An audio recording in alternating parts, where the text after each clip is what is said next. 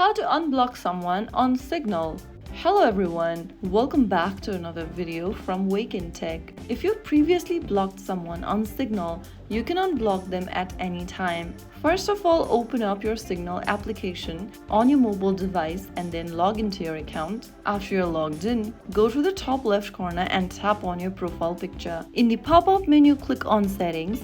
After you're inside the Settings tab, click on Privacy from the bottom. Inside Privacy, tap on Blocked, and all of the contacts that you've blocked will be displayed on the list. Select the contact you want to unblock and tap on the Unblock button in the pop-up at the bottom.